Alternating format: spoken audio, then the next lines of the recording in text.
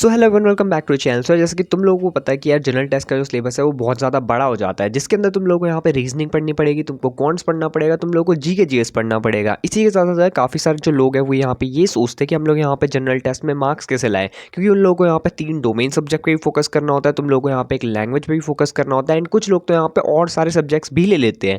सो आज वाली वीडियो के अंदर मैं तुम लोगों को यहाँ पे कुछ ऐसे क्वेश्चंस बताऊंगा जिसकी सीयूईटी में यहाँ पे सबसे ज़्यादा वेटेज होती है, एंड अगर तुम लोगों ने ये टॉपिक्स अच्छे से कर लिए ना तो यार तुम लोगों के यहाँ पे अच्छे मार्क्स आने के चांसेस बहुत ज़्यादा बढ़ जाते हैं। इसी के साथ साथ मेरा यार एक रिकमेंडेशन तुम लोगों को रहेगा कि अगर यार तुम लोग यहाँ पे 3 डोमेन वाले सब्जेक्ट्स दे रहे हो, मतलब कि तुम लोगों को कोई ऐसा कोर्स चाहिए या फिर कोई ऐसी यूनिवर्सिटी चाहिए जिसमें यहाँ पे 3 डोमेन्स चलेंगे, तो यार जनरल टेस्ट पे ज़्यादा फोकस मत करना, जनरल टेस्ट पे नॉर्मली अपना फोकस रखना, क्योंकि अगर तुम लोग जनरल टेस्ट को बहुत ज़्यादा टाइम दोगे ना तो यार तुम्हारी जो डोमेन्स की प्रिपरेशन है ना वो खराब हो जाएगी।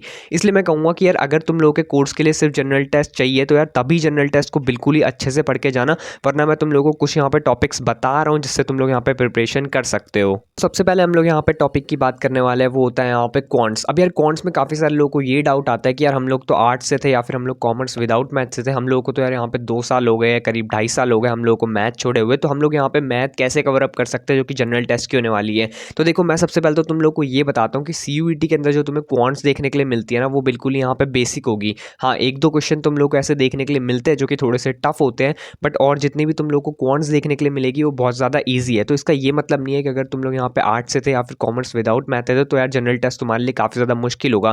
क्वांट्स के अंदर भी तुम लोगों को बिल्कुल ही वही सिलेबस देखने के लिए मिलता है जो कि तुम लोगों ने क्लास 10 तक पढ़ा है। अब अगर तुम लोगों ने क्लास 10 तक भी मैथ अच्छे से नहीं पढ़ी है या फिर तुम लोगों को मैथ में कोई इंटरेस्ट नहीं था, तो मैं तुम लोगों को यहाँ पे इसके अंदर कुछ टॉपिक्स बताता हूँ जो कि तुम लोग पढ़ सकते हो। इसी के साथ साथ अगर तुम लोगों को जनरल टेस्ट की अच्छे से प्रिपरेशन करनी है तो यार बहुत सारे जो टॉपिक्स है ना वो यहाँ से ही कवर हो जाते हैं। इसी के साथ साथ तुम लोगों के यहाँ पे इसमें से काफ़ी ज़्यादा मार्क्स बन जाएंगे। सो सबसे पहले तो मैं तुम लोगों को कुछ टॉपिक्स बताता हूँ। जैसे क्वांट्स के अंदर यहाँ पे एवरेज का टॉपिक होता है, तुम लोगों से यहाँ पे एवरेज टाइम निकालने के लिए बोल देगा। इसी के साथ साथ यहाँ पे रेशियोज के क्वेश्चंस तुम लोगों को बहुत सारे देखने के लिए मिलेंगे, लाइक तुम लोगों से रेशियोज पूछ लेंगे काफ़ी सारे। इसी के साथ साथ तुम लोगों से यहाँ पे टाइम के क्वेश्चंस पूछ लिए जाएंगे, प्रोबेबिलिटी के क्वेश्चन पूछे जाएंगे, सरफेस एरिया जो कि यहाँ पे मेंसुरेशन का टॉपिक है वो भी तुम लोगों से यहाँ पे पूछा जाएगा। इसी के साथ साथ यहाँ पे वॉल्यूम भी पूछा जाएगा, मतलब कि वॉल्यूम जो निकालना होता है ये भी मेंसुरेशन के अंदर आता है। इसी के साथ साथ तुम लोगों से एंगल फाइंड करने के क्वेश्चन आएंगे। अब जैसे कि तुम लोग क्लास 6 में होते थे बिल्कुल वैसे ही तुम लोगों को क्वेश्चन देखने के लिए मिलेंगे, एंड तुम लोगों को यहाँ पे सीपी पे भी फोकस करना है। अब यार काफ़ी लोग कहते हैं कि यार सिंपल इंटरेस्ट पढ़ो, कंपाउंड इंटरेस्ट थोड़ा सा डिफिकल्ट है, बट जो पिछला सीयूईटी का टाइम था उसके अंदर यहाँ पे तुम लोगों को ज़्यादातर क्वेश्चन कंपाउंड इंटरेस्ट से ही पूछे जा रहे थे, सिंपल इंटरेस्ट के बहुत कम क्वेश्चन पूछे जा रहे थे। इसलिए मैं कहूँगा कि यार अभी कंपाउंड इंटरेस्ट पे अच्छे से फोकस बना के रखना, क्योंकि सिंपल इंटरेस्ट तो बहुत ही ज़्यादा ईजी है, तुम लोग आराम से कर ही लोगे।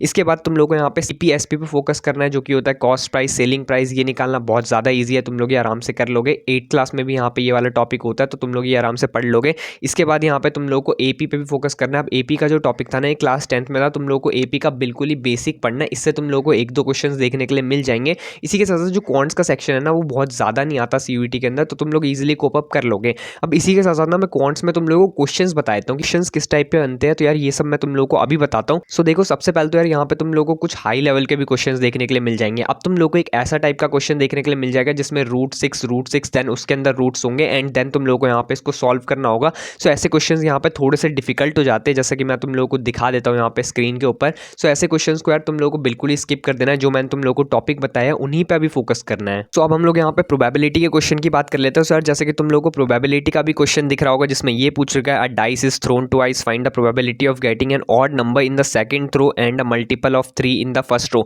एंड ऐसी कुछ इस टाइप के ही क्वेश्चन तुम लोगों को देखने के लिए मिल जाते हैं। अगर तुम लोग ये सारे क्वेश्चन सॉल्व कर पा रहे हो ना तो यार तुम्हारे लिए जो सीयूईटी का क्वांट सेक्शन है ना वो बहुत ज़्यादा ईजी होने वाला है।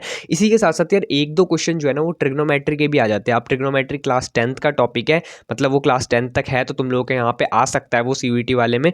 बट यहाँ पे मैं कहूँगा कि ट्रिग्नोमेट्री पर अभी फोकस मत करना, बहुत बेसिक ट्रिग्नोमेट्री आती है। अगर तुम्हारे पास मैथ थी तो यार तुम लोग आराम से उस ट्रिग्नोमेट्री को सॉल्व कर लोगे। इसी के साथ साथ कुछ क्वेश्चन यहाँ पे तुम लोगों को एवरेज के देखने के लिए मिल जाते हैं जो मैं बताता हूँ। जैसे कि तुम लोगों को मान लो एक क्वेश्चन दे रखा है, the average weight of A B and C is 60 kg if the average weight of B and C is 50 kg and that of A and B is 52 kg, then what is the weight of B. And ऐसे करके तुम लोगों को questions देखने के लिए मिल जाएंगे। अब ये जितने भी क्वेश्चंस है या फिर ये जितने भी टॉपिक्स आ रखे हैं वो सब मैंने तुम लोगों को यहाँ पे टेलीग्राम चैनल पे भेज रखा है। टेलीग्राम चैनल पे तुम लोगों को एक पीडीएफ देखने के लिए मिल जाएगी जिसके अंदर जितने भी टॉपिक्स सीयूईटी के अंदर आने वाले हैं वो सब कवर्ड है। उसी के साथ साथ उसके कुछ क्वेश्चंस भी तुम लोगों को देखने के लिए मिल जाएंगे, एंड ये सब तुम लोगों को रीजनिंग में भी देखने के लिए मिल जाएगा। सो यार टेलीग्राम चैनल जरूर से ज्वाइन कर लो, वहाँ पे ऐसा मटेरियल आता रहता है, पहले से अपलोडेड भी है एंड बहुत कुछ आने भी वाला है।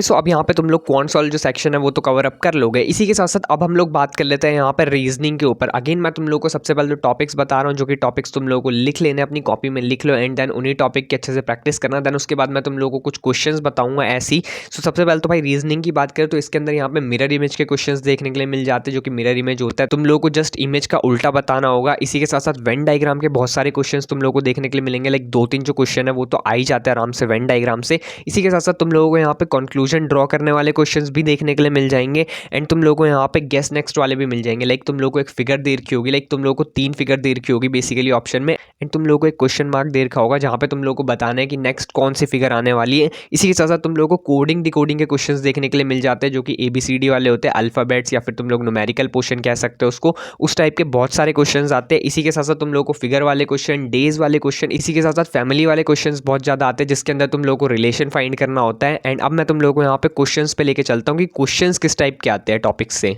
ओके सो सबसे पहले तो हम लोग बात कर लेते हैं यहाँ पर रिलेशन वाले क्वेश्चंस की, कि यार फैमिली का या फिर जो रिलेशन का क्वेश्चन है वो कैसे आता है। सो सबसे पहले तो यार तुम लोग को एक क्वेश्चन दे देंगे, जैसे कि मैं तुम लोग को दिखाता हूँ। In a family of 6 member, D is the only son of A, E is the grandfather of D, B is the daughter in law of C, F is the uncle of D, C is a wife of A, what is the relationship of B and D। अब ऐसे तो तुम लोगों को लग रहा होगा कि भाई ये कौन सा क्वेश्चन दे दिया, ये तो बहुत ही ज़्यादा टफ है, लेकिन ऐसा नहीं होता। अगर तुम लोग इनकी प्रैक्टिस करोगे तो यार आराम से तुम लोगों से ये हो जाएंगे क्वेश्चन। इसी के साथ साथ जैसे कि मैंने तुम लोग को फिगर वाला क्वेश्चन दिखाया था, वैसे तुम लोगों को मैं यहाँ पे एक और क्वेश्चन दिखा रहा हूँ फिगर वाले ही। सो यार ऐसे टाइप के क्वेश्चन भी तुम लोगों को देखने के लिए मिल जाते हैं। इसी के साथ साथ जो कंक्लूजन ड्रॉ वाले क्वेश्चन थे ना, वो भी मैं तुम लोगों को यहाँ पे दिखा देता हूँ। जैसे कि तुम लोगों से मान लो स्टेटमेंट दे रखी है, European economy is dependent mainly on forest. इसी के साथ साथ कुछ कंक्लूजन ड्रॉ कर रखे एंड तुम लोग को ये बताने कि कौन सा इनमें से जो कंक्लूजन है वो यहाँ पे फॉलो करता है। एंड इसी टाइप के तुम लोग को रीजनिंग के अंदर भी क्वेश्चंस देखने के लिए मिल जाते हैं। इसी के साथ साथ कोडिंग डिकोडिंग के भी बहुत सारे क्वेश्चंस आ जाते हैं। सो मैं तुम लोगों को यहाँ पे 1-2 क्वेश्चंस कोडिंग डिकोडिंग के भी दिखा देता हूँ। सो कोडिंग डिकोडिंग के क्वेश्चंस कुछ इस तरीके से आते हैं, जिसके अंदर तुम लोगों को बोल देगा if E is equal to 5, pen is equal to 35, then PAGE। अब इनके अंदर ना बहुत सारी ट्रिक्स होती है, जो कि ट्रिक्स तुम लोग सीख सकते हो। एंड बेसिकली ये जो ट्रिक्स है ये सब उसी बुक के अंदर है, जो मैंने तुम लोगों को टेलीग्राम पे शेयर की है। सो वहाँ से तुम लोग आराम से देख लेना।